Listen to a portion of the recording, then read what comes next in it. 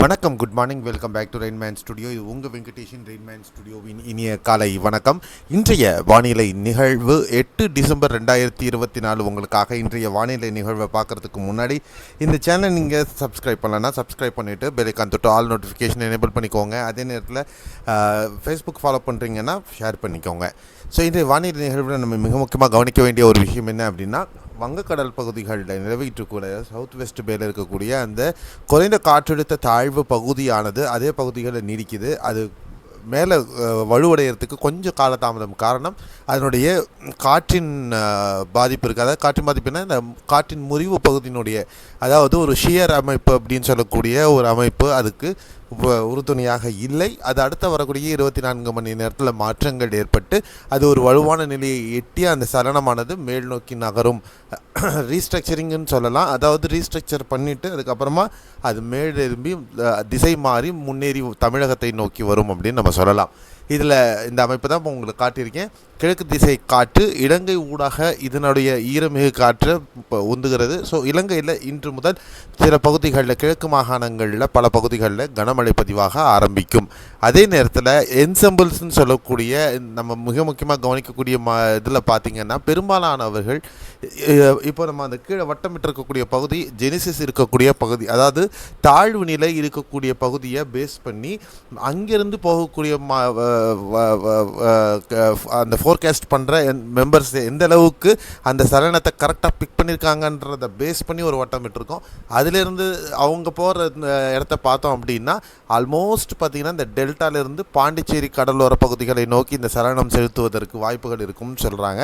So அந்த இடத்த வரலையும் நம்ம கவனிக்கணும். அடுத்த 24 மணி நேரத்துலேருந்து 36 மணி நேரம் மிக முக்கியமான தருணம். இந்த சலனம் எப்படி மூவ் ஆகுது, இந்த வானிலை படிமை நியூமெரிக்கல் மெம்பர்ஸ் வந்து எப்படி, இந்த என்செம்பிள் மெம்பர்ஸ் எப்படி இதை வந்து ஃபர்தராக எடுத்துகிட்டு போகிறாங்க அப்படிங்கிறத நம்ம பார்த்தா நமக்கு ஒரு ஐடியா கிடைக்கும்.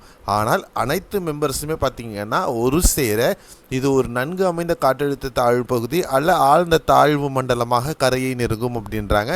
ஒரு சில, அதாவது ஒரு அவுட் ஆஃப் இந்த இதில் பார்த்திங்கன்னா ஒரு 2-3 பேர் கிட்டத்தட்ட இது வந்து புயலாக வரும் அப்படின்னு சொல்லியிருக்காங்க. நம்ம பொறுத்தவரையும் புயலுக்கான வாய்ப்பு கொஞ்சம் குறைவு அப்படின்னு சொல்லலாம். ஏன்னா எம்ஜிஓ நம்ம பக்கத்தில் இல்லை, 5-6 அந்த இதில் போயிருக்கிறதுனால இது அந்த அளவுக்கு இருக்குமா அப்படிங்கிறது நம்ம பொறுத்திருந்து தான் பார்க்கணும். இயற்கை மாற்றங்களுக்கு உட்பட்டது. அடுத்து 24 மணி நேரத்திற்கான மழை வாய்ப்புள்ள பகுதிகள். 24 மணி நேரம் பொறுத்தவரையிலும் தமிழக கடலோர மாவட்டங்கள், வட தமிழகம் ஆகட்டும், டெல்டா ஆகட்டும், தென் தமிழமாகட்டும், ஒரு சில பகுதிகளில் லேசானது முதல் மிதமான மழை ஒரு சில பகுதிகளில் மட்டுமே இருக்கும். உட்புற தமிழகத்தில் ஒரு வறண்ட வானிலை நிலவ வாய்ப்புகள். கர்நாடக கடலோர பகுதிகள், வட கேரள கடலோர பகுதிகள், சில பகுதிகளில் மிதமான மழை பதிவாகிறதுக்கான வாய்ப்புகளும் இருக்கக்கூடும். மற்றபடி பெரிய மாற்றங்கள் எதுவும் இது அடுத்த 24 மணி நேரத்திற்கு இருக்காது.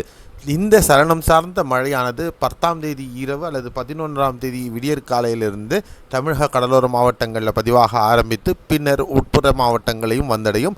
ஆனால் இந்த சலனம் பொறுத்தவரை தமிழகத்தில் பரவலாக மிதமானது முதல் கனமழையை கொடுக்க வல்லது அப்படிங்கிறது நம்ம தெரிஞ்சுக்கணும். இதுக்கு அடுத்து ஒரு சலனம் இருக்குது. 13-14ஆம் தேதிகளில் அதனுடைய டிரைவிங் ஃபோர்ஸ் ஸ்டார்ட் ஆகும். அதுக்கப்புறமா 17-18 தேதிகளில் தமிழக கடலோரத்தை நெருங்கும். அந்த சலனம் சற்று வலிமையாக இருக்கிறதுக்கு வாய்ப்புகள் இருக்கும் அப்படின்னு எதிர்பார்க்கலாம். எந்த அளவுக்கு அது மழையை கொடுக்க போகுது அப்படிங்கிறது வரக்கூடிய நாட்கள். அது இல்லாமல் இந்த மாத இறுதியில் மீண்டும் இன்னொரு சுழற்சியும், இந்த மாதம் முழுவதுமாக 3 சுழற்சிகள் நம்ம வங்கக்கடல் பகுதிகளில் நம்ம பார்க்க போகிறோம். ஸோ இதுதான் இப்போ இருக்கக்கூடிய அப்டேட். மீண்டும் அடுத்த ஒரு காணொலி நம்ம கூடிய விரைவில் பார்க்கலாம். அடுத்த அப்டேட் வரையும் வெயிட் பண்ணுங்கள். நன்றி, வணக்கம், பாய், see you. இந்த மீன்வடையில் ஏதாவது மாற்றங்கள் இருந்தால் நம்முடைய ஃபேஸ்புக்லேயும் ட்விட்டர்லேயும் நவ்காஸ்ட்டில் போயிட்டே இருக்கும். நம்மளுடைய வாட்ஸ்அப் சேனல்லையும் அப்டேட் போயிட்டே இருக்கும். நம்மளை ஃபாலோ பண்ணிக்கோங்க. பாய், see you. Have a nice day.